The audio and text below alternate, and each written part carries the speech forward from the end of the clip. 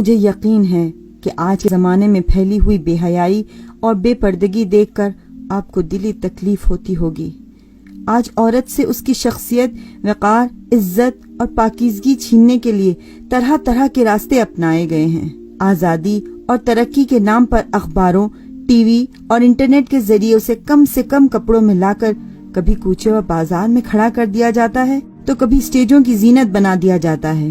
وہی اسٹیج جہاں مردوں کا مکمل لباس میں آنا ان کی عزت کی علامت ہے۔ کبھی کمپنیاں شہر میں لگی ہوئی ہورڈنگز اور اخبارات، ٹی وی اور انٹرنیٹ پہ آنے والے ایڈورٹائزمنٹ میں اسے اپنے پروڈکٹس کی طرف توجہ جلب کرنے کے لیے استعمال کرتی ہیں۔ یہی نہیں بلکہ جن درسگاہوں سے اسے علم اور پاکیزگی کا سبق ملنا چاہیے تھا، وہاں کے ماحول کو بھی آلودہ بنا دیا گیا ہے۔ ایسے حالات میں شرم و حیا، پاکیزگی کے دار اور حجاب کی پابندی کے ساتھ آگے بڑھنے والی خاتون کا مذاق اڑایا جاتا ہے۔ مولا، یہ حالات آپ کو خون کے آنسو رلاتے ہوں گے، لیکن مولا، میں آپ کا انتظار کرنے والی خاتون ہوں۔ میں ایسے حالات میں ہار نہیں مانوں گی۔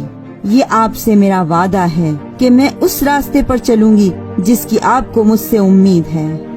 بہت سے لوگ ان حالات کا مقابلہ کر رہے ہیں۔ وہ اس برائی کے ماحول میں پاکیزگی کو بچا کر رکھنے کی کوشش کر رہے ہیں۔ مجھے ایسے لوگوں میں نہ صرف شامل ہونا ہے بلکہ ان میں سب سے آگے رہنا ہے۔ مجھے ان لوگوں کا ساتھ دینا ہے جو ان حالات میں حیا، پاکیزگی اور حجاب کی بھی حفاظت کر رہے ہیں، اپنی گھریلو ذمہ داریوں کو بھی ادا کر رہے ہیں اور اپنی سماجی ذمہ داریاں بھی انجام دے رہے ہیں۔ میں نہ صرف خود اس راستے پر چلوں گی بلکہ دوسروں کو بھی اس آلودہ ماحول سے بچاؤں گی اور آپ کا راستہ دکھاؤں گی۔ مولا، مجھے ایک ایسی منتظر نسل کی تربیت بھی کرنا ہے جو اپنی علمی اور سماجی ذمہ داریاں ادا کر سکے۔ لیکن میرے مولا، یہ بہت سخت راستہ ہے، اس میں ہمیشہ بھٹکنے کا خطرہ ہے، اس لیے ہر لمحہ آپ کی مدد کی ضرورت ہے۔ آپ خدا کی بارگاہ میں آبرو مند ہیں۔ خدا سے میرے لیے دعا کیجیے کہ میں اپنی ان ساری ذمہ داریوں کو ادا کر سکوں۔ آپ کو آپ کی دادی حضرت زہرا سلام اللہ علیہا کا واسطہ۔